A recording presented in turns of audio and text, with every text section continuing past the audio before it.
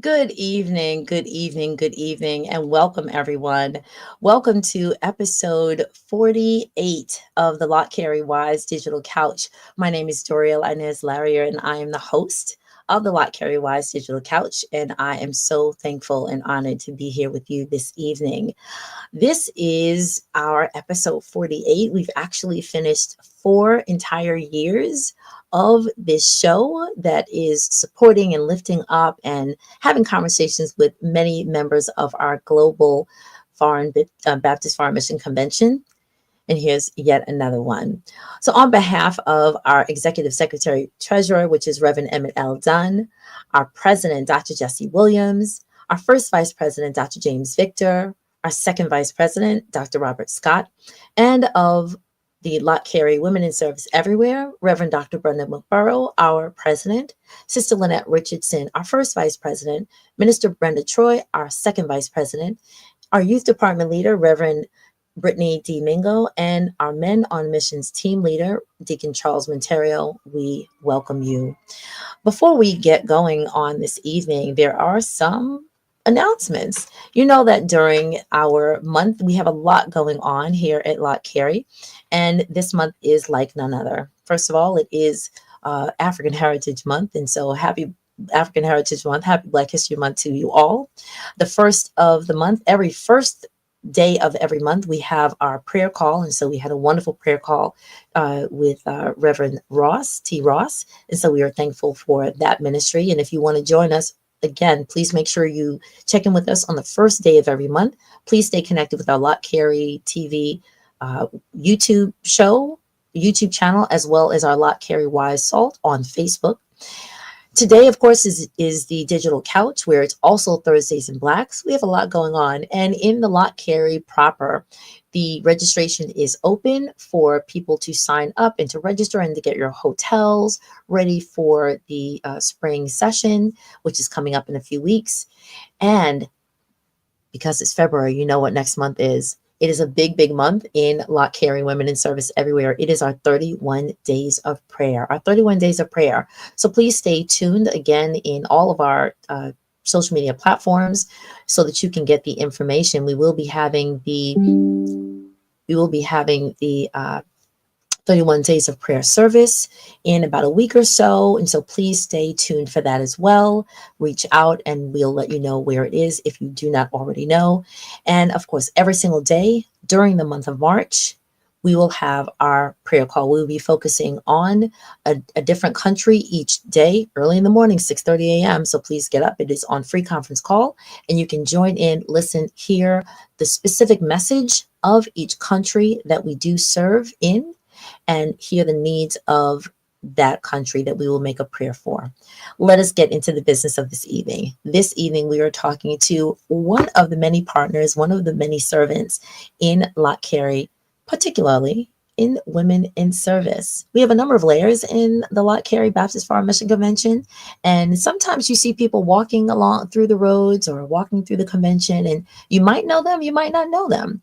This person, I know that you know. And so as we celebrate 125 years of women in service for Lott Carey, please join me in welcoming Lady Van. Good evening. Good evening. Good evening, good evening, good evening, Lady Van. Now, this might be considered like a pre-recorded. So if people do actually see this, when you do see it, please, I still want you to, let's follow protocol. I want you to drop into the chat represent your church, represent your pastor, your hometown, and let us know where you will be watching from. So welcome we have some people already. Excellent. So Lady Van, please let us know, of course, your full name, which most people do know, and shout out your hometown and where you pray at, and we'll get going into our conversation. Okay. My full name is Vanessa DJ Hilliard. I reside in Upper Marlboro, Maryland, but I was born, bred Washingtonian from DC. Yes. I attend New Abundant Life Missionary Baptist Church. My pastor is Pastor M.K. Holt, and the church is located in Fairmont Heights, Maryland. Excellent, excellent, excellent.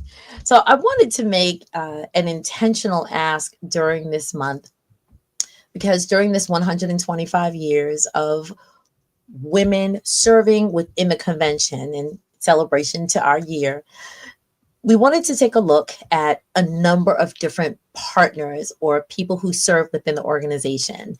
And I cannot think of a more integral person, as most of you know, as Lady Van.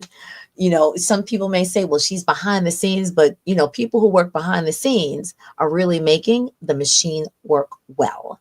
And so I wanted to have an opportunity to sit and chat with you. So you can actually start by telling us, talking about your journey through Lott Carey, like what got you started, how did you first get involved, and you wear two very beautiful hats at this part of the journey, and so we're going to talk about that. So first, let's talk about like how did you even get started? What was your initial participation with the organization? I was introduced to Lott Carey by Maddie Stroman from Liberty Baptist Church. She was real heavy into bringing in women into the women's part of Lott Carey, and she introduced me to it. And so I started attending the conventions, and I was sitting in uh, uh, a class, and Minnie Washington, Dr. Minnie Washington's class. I had taken her class, and she looked at me and she said, I need you to be the secretary of my class. And I said, okay. And so I came back the next year and she said, I need you to be secretary of my class. And I said, okay. So then she introduced me to Lucille Ely, who was in charge of classroom managers. And she said, I know I'm a loser, but she's a good worker. And so that's how I got involved into being a classroom manager. Under Reverend Best, there was a lot of things that was going on, and we were expanding and developing, and they needed somebody that was close to headquarters. So since I lived close to headquarters, I was the key person and the runner for Sister Ely and Reverend Best in gathering and getting the classroom managers. So that was my job, to get the classroom managers. Back in the day, I would say that the mission studies class had over 20 classes. So we needed over 20 classroom managers, and we had over 1,000 students in class for several years. We had over 1,000. It wasn't until COVID that we dropped down in the numbers, but we had over 1,000 students in that class, Tuesday through, and it was Tuesday through Friday. Now it's Tuesday through Thursday. So that's how I got involved in that. And then Dr. Goatley had asked me if I could oversee the bookstore, because whatever city we went in, we always found a Black bookstore that would order our mission study books, and they would come in and sell the books. And Dr. Gully said, we could do something better. We can do something different. So he asked if, so then that's how I got into the bookstore. But under Pastor Murray, when he was president, he wanted to do an international market of selling clothes of the partners.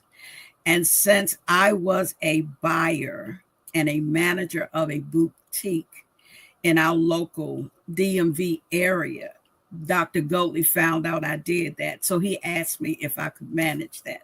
So I ended up being with the classroom manager, still with the bookstore / international market. Okay, so I've been taking notes. I've been taking notes. Wait a minute. So I put up that Sister Minnie Washington, who was a former class instructor, so she was right. Yes. And then she asked you, "Isn't it amazing how we just get voluntold?" Yeah. You Just get voluntold. just pull you out. Just pull you out. And just It's tell the you you're spirit going to that do they this. sent. It's the spirit. They're like, I know you can do something. Come on over here. That's exactly how it happens. We love it. We love it. We love it. And then you said, so I didn't know that mission studies class had over 20 classes with more than 1,000 students. That's Yes. incredible. That is incredible. So, I mean, my history of being in a mission studies class, and literally we're talking more than 30, I want to say 30, I don't mind, like 35, almost 40 years. Yeah, it's been that long. I do remember a huge, huge conglomerate of people just like moving towards these rooms and then siphoning, into these rooms and then seeing people at the, and I was like, wow, where are they going? I just knew the place that I was supposed to go, which at the time was with the youth. And then I saw all these big people. So that's beautiful to know that that our mission studies class has anchored people in such a way that people want to learn, they want to focus, they want to have that attention on like a focused theme to do You this know, study. to be a part of the mission studies class, those who participate, I have to really say they have a heart for missions. They have a heart to learn, and they are intentional. And I say that because you got to be in class around 7:15, 7:30. That is a sacrifice. The teachers got to be there around 6:30, 6:45, and the students are coming in there dragging. And a lot of times, the funny thing about it is some of them don't realize that they have signed up for this class because a pastor have sent them, the church has sent them. And they'd And then be like, drag class, you 7 o'clock in the morning, and everything was, it was like, I have to take it because I got to go back and do their delegate. So they That's right. have to go back and take a report They and have to everything. turnkey. Yes, they And they do. be struggling. It is just too funny how it is. But yes, you have to be intentional. You got to want to learn.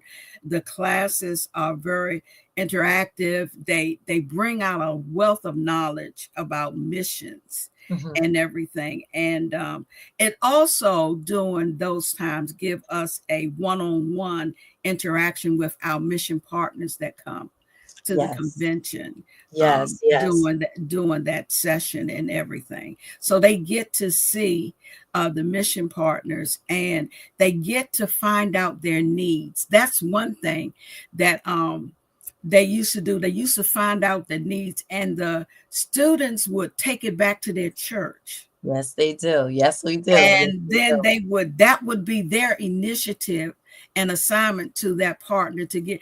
And it, to us it seems like it was wild and crazy, but they were serious when they would ask for money for a cow.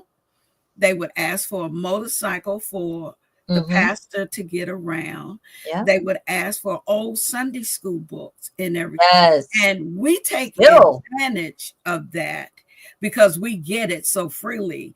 But Right. that was a great need for them. That was Right. and they were able to come in class and share their heart, share their needs that touched the students, and the students would then take it back and say, this is what we're going to do for South Africa. This is what we're going to do Yes. for Ghana. And so it was really twofold. It was getting a wealth of knowledge, but it's also about sharing and being a blessing to the mission partners.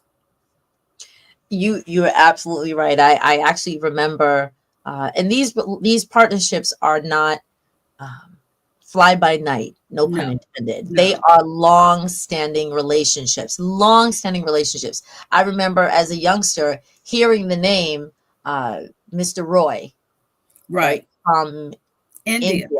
From India. India. I remember hearing his name as a youngster. So we're talking more than 20 years ago, hearing Or this name. Sister Irene from India. Remember Yeah, Irene from, yeah, yes. And hearing these names, and now that I'm, older and I've brought, now that my children are a little older, I've brought them and still hearing this name, I'm thinking, so is there only one, like mission in India? And I guess we keep feeding it, right? We keep serving it. We keep supporting it. And that's a great thing. And so it's beautiful to and I often refer to this story of growing up and before I went on my first missions trip and only having the experience of seeing people of different groups, different backgrounds going into countries of our ancestors and our families and serving them and not really knowing, can I, as a person whose family I believe is from there, can I go? But I've only seen people who don't look like me. do that. And so then when I went on my first mission trip, and I actually had the opportunity to not only witness but participate in that service, it literally and figuratively changed my mind about Right. what mission work is. And so, but prior to my going on my first trip, having this one person or the two people come from these different countries to speak about the need, to speak about only what I see on television, it was still a learning gap. It was still like, okay, I know you're from there, but then going to see them on their own, on their own land, it is literally game changing. It's game changing. So having them then walk into the mission education class, and even though they've repeated that story, maybe every other year, because we see them every other year, but getting them up close and being able to interact, and then you're hearing, so we need, like, let's say $500 for, or US, 500 US, and that'll buy us like 3 cows. And we're thinking, you need a cow? Right. Right. You're not asking for a car, you're asking for a cow? Asking for a cow. And right. So then we think, wow, we never go home leaving the convention feeling like I have to get this, and this. It's usually like we walk back. I know I walk back and I look at my refrigerator and I say, you know what? I don't need half the stuff in here. I look at the closet, a third of that can go to someone else, and I'll still have more than enough to wear for a year without Right. many repeats, right? And so there's an opportunity for just being very, very grateful, very grateful. So mission education, yes, 7 o'clock in the morning. So for those of you who don't know, I play the role when I go to convention as a Yes. class manager, and I have for many a year, and I'm very Many thankful a for that. year. And somebody literally pulled me out and said, you, right there, come and do the worship for tomorrow morning. Excuse me, that means I need to get here at 6:45. Wait, what? And here I am. Here I am. So it's a beautiful, beautiful experience to be a part of, and to have that spirit within you that shines. And then somebody like you will come and say, come on over here. Come and help out. When I first started attending mission classes, Pastor Keith Troy was a teacher. And Shout he out ended to up being one Brother. of the past presidents of Lott Carey. Yeah. I love that story. Okay, so Yes. Pastor Keith Troy, this is for you. We're giving you a shout out. We're giving you Yeah. your official shout out. Yeah. Lady Van has just called you out and has called out your journey, sir. Love it. Now, Yes, he was a dutiful, faithful, very powerful teacher. That's the thing about it. When the students would get a favorite teacher, it was hard to drag them out the class and everything. And so Pastor Troy had other sights in mind, so he withdrew as a teacher, but he served as a teacher for many years and everything. So you see how it has evolved. And just like Dr. Evan Spagner, he yes, was a teacher. He started out teaching, and now he's over the teachers and selecting the books and doing all that. So LottCarey is a place where you can evolve. It's that it it's is. always a growth place to go. And so to talk about the international market, Yeah. I do want to say that Dr. Mary wanted to do a little bit more for the partners, and I want to say, to show their arts and crafts. And so under his administration and with approval from Dr. Goldley, it was set to get them to send us their merchandise, and we would sell it for a profit and send their profit back to them. Little do people know that a lot of times what we sell and the profit they get keeps somebody not only from being hungry, but keep a roof over their head. But we even sold pocketbooks from women that made the purses to keep them out of prostitution. Yes. That is the story that I wanted to hear. These are the stories that I wanted to hear. Yes, These are the things that people need to know. So wait, just before you say another word, 1 second. So to all those people who do attend convention, or if you know someone back at home and you keep talking about it, but they're not necessarily ready to get on the plane and go, letting them know this is a way that we're cutting out middle people, yes, and it's entrepreneur to the shop to the person, to the consumer, right? And that's so powerful to hear these stories of, yes, some of the people who are making the beautiful dresses. That, sure, I'm in New York, so I could old fashioned get it from 125th Street or on the Avenue, or people who in other places can get it from a third or fourth party. But these people, our family across the water, they're making it so that they can sustain themselves. Yes. And 100% is going back to them. Yes. That is incredible. The other thing that is incredible, and what's good about it, is the mere fact that it's really authentic material. You can go to these little pop-up shops and they have the look, but it is so paper thin. Correct. And so our partners, we get materials and clothing, and we have sold dishes and fans and shoes and purses, jewelry and hats and mud cloths. And we sold them from Liberia, Kenya, Nigeria, South Africa, Ghana, Haiti, India, Zimbabwe, Sierra Leone, and even you have blessed the market one year when you were overseas and you were texting me, and I said, get me some material because I want to sell it in the market. And I Zelled you, cash apped you the money. You brought the material back and we sold it.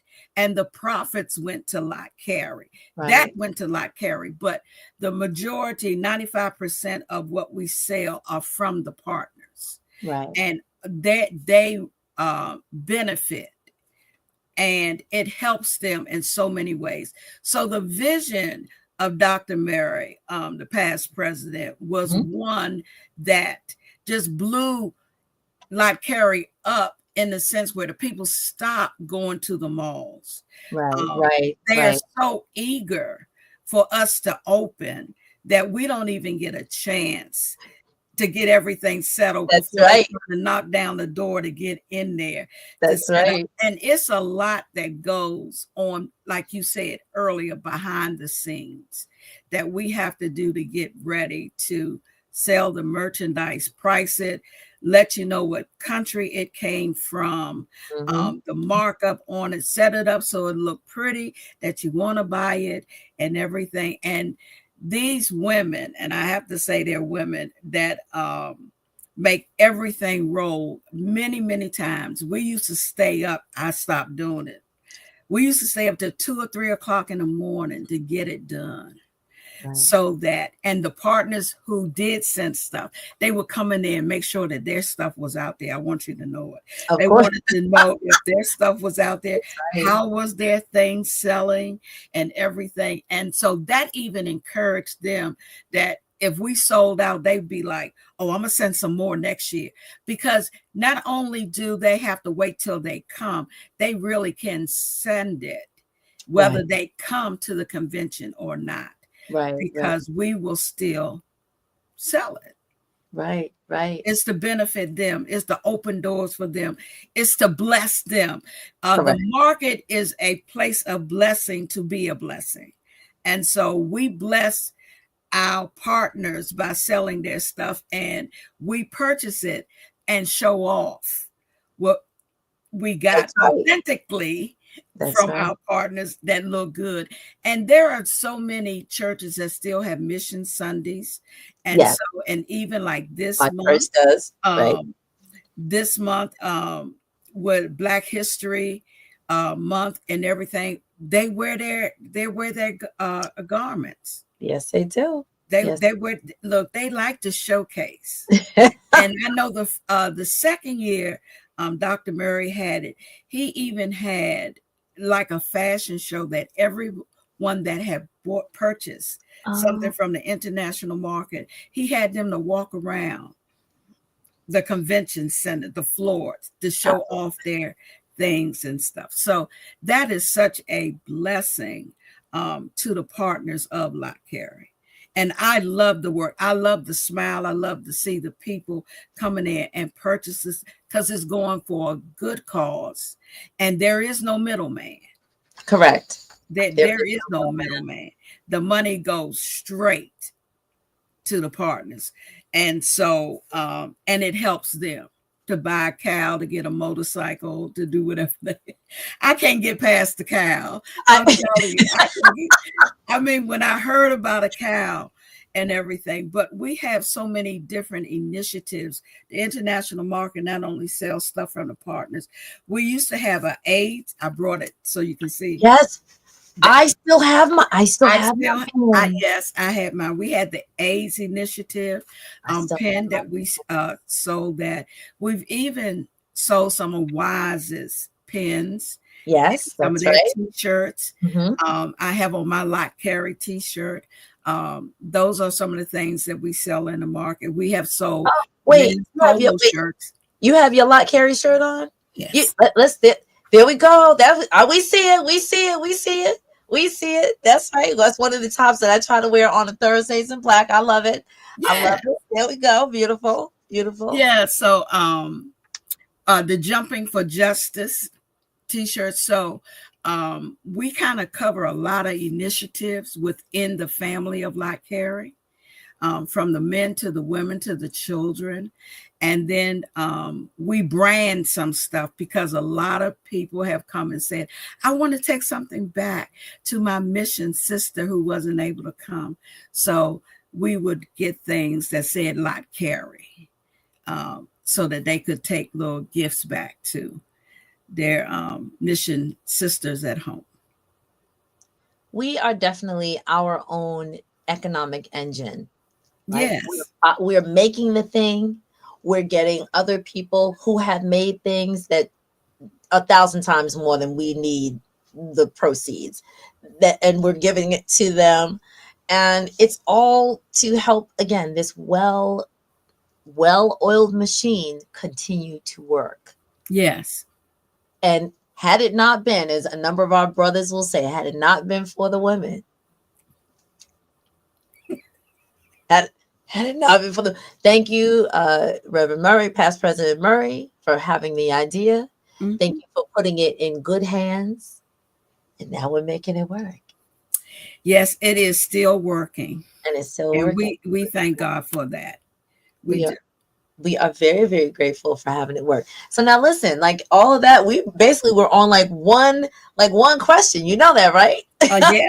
That's all right. We're gonna get to another question because I definitely want to you covered like most of the things we were talking about. So how about we talk about this, which is our 125th year, right, of women serving in the organization.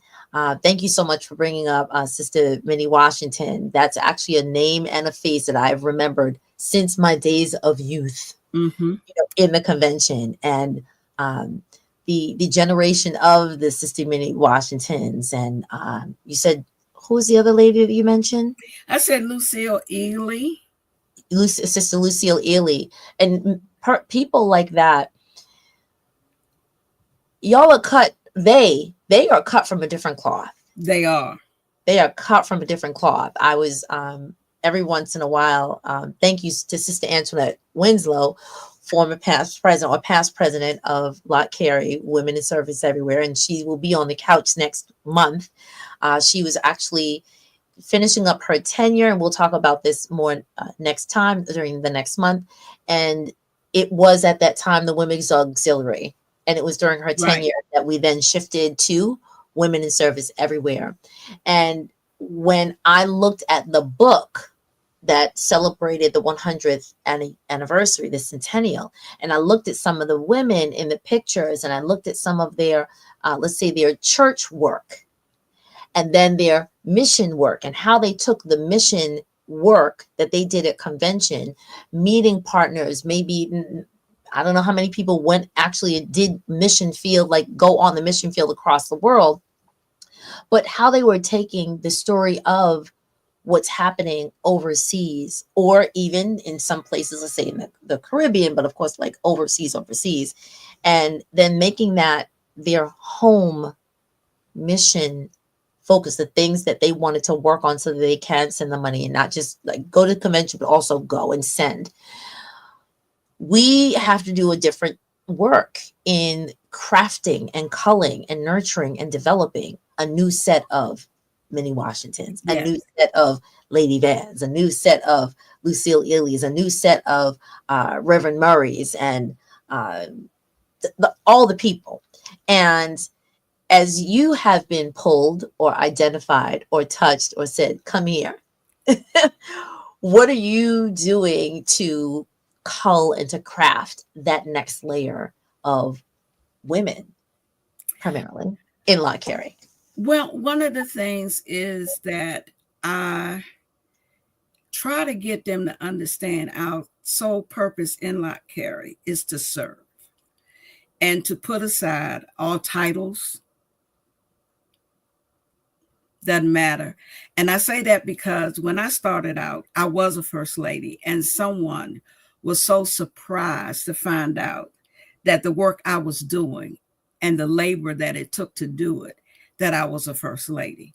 And so one of the things I've tried to show is that a title doesn't make any difference.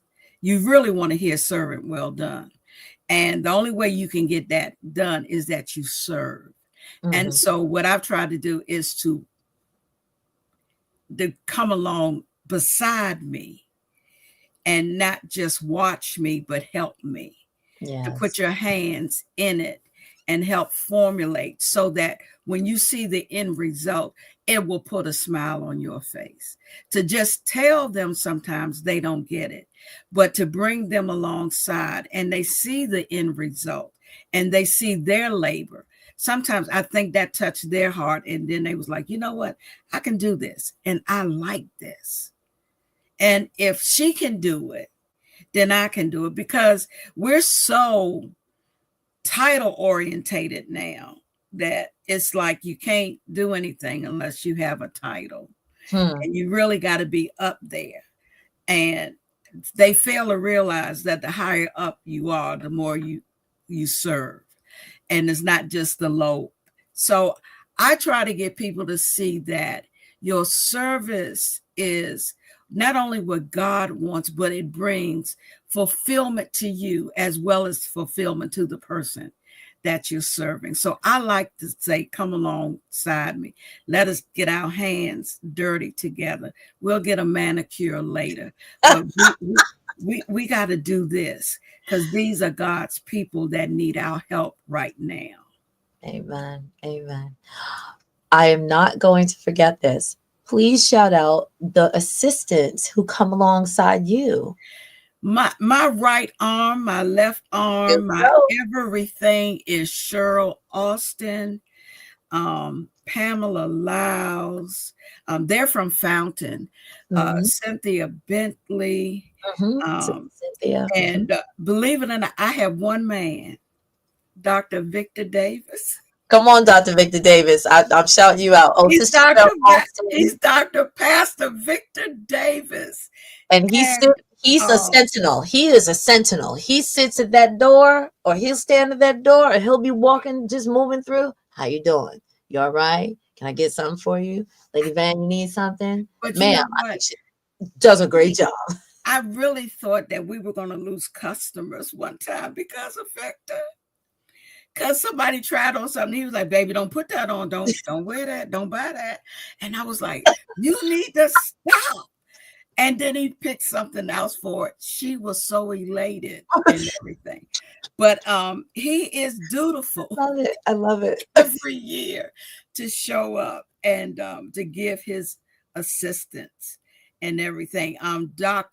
Deaconess Diane Spagner, Dr. I spoke Spag's to her the other wife. day. Yes, she's Sister a Diane key. was shouting you out. Yes, we she's a key component in it all. And so those are just the regular, I mean, every year come on their own dime, stay up till midnight, past midnight, to help put this together to the glory of God and for the benefit of Lott Carey. These are the behind the scene people whose names are never called, you know, but face is recognized every year, and they be like, hi, you know. But these are the oil, the glue, and everything else that make that mission studies and international market work. And they I couldn't do it without them. we are so surprised when the doors finally do open. And I'm one of the people, because I try to get there a day plus early, and we just where's the market this year? Is it around this corner? And we be looking. Is it open yet? No. Is it open yet? Okay, maybe we come at 6 o'clock in the morning, 9 o'clock at night. Is it open? Not yet. And then when it opens, okay, what's the good stuff? What's the good stuff? What new clothing? What new items? Any journals? And what's the new shirt? It's a lot of work. It Yes. really is a Literally, lot of work. you're putting up a 4 or 5 day shop, and you're putting it up maybe in a day and a half. We Of are. you have to at least have, if not 40, maybe 40 vendors, or 40 or more. You know what I mean? Like entrepreneurs Yes. work. Yes. Clothing, apparel, bags, accessories, All of that. jewelry, books, and then And I then remember. setting up the register that and to capture everything, because we have to put everything in certain orders and make sure that everybody have their own code so they can get paid the right money. I got a shout out to Reggie Peterson, Tanja's husband, because he helps set up all the racks and stuff and everything. And see, that's why I say it takes a lot of work, because you got to set up all of those racks, and then you got to hang up all the clothes and put everything on display, and then make it look cute and attractive so y'all will come in there and buy it. And then we have one day to take everything down. Right. That's just like mission studies. It used to take us 3 days to get 1,000 people in, and it took us one day to get everybody out. And what I mean by getting everybody out, we had to print up all 1,000 certificates. I remember when we used to print up certificates. It took us 3 days to get everybody in, but we only had one day to get everybody out. And so when I'm saying that turnaround is so short, you need committed, devoted, intentional people that love God and love the work, that's going to sacrifice their time to get it done, because we don't have a lot of time and space to do a lot of things, to stretch it out and to enjoy the convention. I don't know when the last time I've been to a musical, because we're getting ready to greet you so you could come in and get your clothing or buy a book. We sell the books for class. Right. And all that stuff have to be up and have to be ready. Right. Yeah. Right. It is. We love it though. Please. Right. We love it. We are a tight family group, and we love each other. We love the work. And when we get tired together, and we don't stop until it's done. This is why I wanted to have this conversation, because again, there are many layers to the fine machine that the organization is. And like you said, some people wear a title on their sleeve, and some people live the title through their service. Yes. You have been given, gifted, connected to a title, and you serve, and you serve, and you serve, and you get other people to serve with you. And that literally is what makes Lott Carey, and particularly Lott Carey women in service everywhere. Everywhere. It makes it work very well. Yes. So I know that there are people watching. I can't actually tell where they're watching from, but I know there's a couple of people. Maybe it's on YouTube. I'm not really sure, because I'm trying to look in different places. But if you, wherever you're watching from, and I think, so Sister Sherdina Jones, thank you, from Central Baptist Church, Reverend Courtney D. Meadows, Pastor-elect, thank you so much. If anyone else wants to just drop in where they're reading, or hearing or watching us from, we would love it. And if there are any questions, we can definitely field the question. This is going to be on replay, and I'm going to replay this in a little bit at our regularly scheduled programming time. But look at this. We've had this amazing conversation. Now, I'm going to ask one final question, and it's not even a bonus question. Because you've had the opportunity to have the people from our mission partners come and see you, do you have like a mission trip that you may have taken or gone on that if somebody is really trying to figure out, should I go? What would that mini story or that, little window into another part of the world, what would that be to get someone to say, I need to go if I can? I have not taken a mission trip. I really haven't. For several reasons, but I have not taken a mission trip. But I really would, if someone has the desire and God has led them to take it. My thing would be that it had to be God led, God appointed, and for them to get out of it what God wants them to get out of it, and not just go just to be going, but go to fulfill a mission, to go to fulfill an opportunity that of a door that was open that God wants you to go through. And so I would dare say, get all that you can get out of it. Learn the culture, learn the people, watch the people, especially how they praise the Lord. Learn how they live with less and enjoy God more than what we do that have so much more. And have to be proud to lift our hands. Right. So that's what I would tell someone to do, to just go and look for what God wants you to see through that door of opportunity, as to, for when you come back, how you can implement within yourself first, and then the opportunity for your church or some other mission-minded people to help in the endeavor to bring forth what you had seen.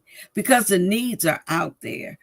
We don't all the time go out there to see them, to get them, to recognize them, or anything like that. But it's out there, and it's for us to meet. We are the called. Yes. We are the called to serve. We are the called to serve. I will mention one opportunity that you may have participated in. I believe you may have. Prior to 2020, because I think I'm led to believe now that mission work happens in many places. Of course, it does. It does. So I remember one year we were in New Orleans, and this was after Hurricane Katrina. And part of the mission blitz was to go out into what we may consider the highways and the byways. Part of that year was, of course, the mission blitz. We were going out. But then it was also that we, up until a few years ago, had some of the community people come and dine with us. Right. So a number of people had the opportunity. I'm not sure, if you were setting up the shop or dealing or classroom management work, but it's always extremely precious. I'll use the word precious, to be able to walk out of our convention center, which is air conditioned and it's very plush, and get on the bus and go into, the local communities and sit and dine and, chat and chew with people who we just want to try to brighten their day. Going to New Orleans at that time was very interesting, because one of the places that we went was under the bridge, and I'm not familiar with the name of what, but a number of people who know about parts of New Orleans, I think you'll remember or know what I'm speaking about. Yes. There's a community that lives under the bridge. Right. And I remember we were also trying to get some young people to participate in ways that they know that they could. So Mm-hmm. some of them were like making sandwiches or, making like little bagged lunches to give. Some of them were bringing socks. Some of them were bringing, like personal hygiene and toiletries and such. And it was very gripping to see how we were doing our best to train our young people, right? I'm into path. I'm into how do we get people in the path so that they know, that they're aware, that they have the exposure, and then when they are able at what such time that they can, that they can choose mission however they feel their heart is led. And it was beautiful to see like the younger people. When I say young people in this situation, it was like teenagers because it wasn't the children, Right. but the younger people who were like, okay, wow, so this happens here. I live in a city or a state where I may or may not see this type of a thing, but let me do what I can. And Mm-hmm. so then there were people who were back at the home front, back at the convention center who were praying. In essence, this whole day of the mission blitz, while we were getting ready, right, to go to start our classes, it was almost as if everybody was on their mission, right? Started out at 6 in the morning to pray, people to prep.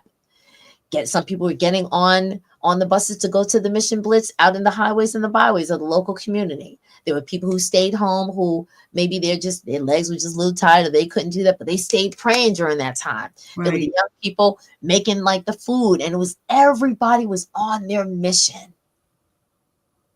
There must have been about 20 different iterations of mission for that day. I love that day. Because no matter where you are, no matter what you were doing, you were on a mission Yes. to serve the greater organization of Right. missions. So whether you got on a plane or you got on the bus or you prayed or you folded some boxes or you packed some food, everybody was on their mission in the way that they could. That's one thing I love about Lott Carey in comparison to any other convention is that when we go to a city, we make our presence known Yes. Yes. by the mission work that we do. And that Monday of Mission Blitz is like you said, it's like they came together on one accord. Everybody is on one accord, I like love the it. early church. I Everybody's love on one accord, and everybody is doing something it. Right. as far as mission is concerned to make the rest of the week better for everybody and to make our presence known Mm-hmm. and to get everybody mission minded. I gotta put that. I gotta put that.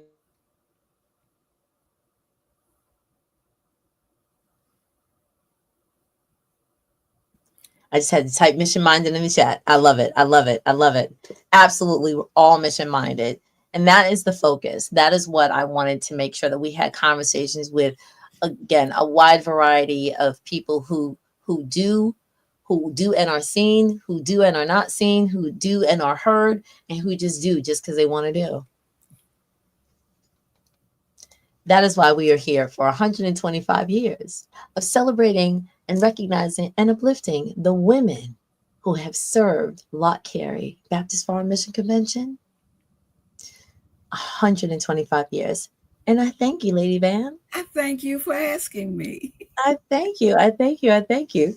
So to all who are still with us, we really appreciate you. There are still some folks who are in here. So please do us all a favor and drop your name, your church, shout out your pastor, the city and state. Let us know what you're looking forward to coming to in the next few weeks and few months. Will we see you at the 31 or we'll hear you at the 31 days of prayer every day during March? Will we see you at the monthly prayer call on March 1st so that we have a double hitter on March 1st, right?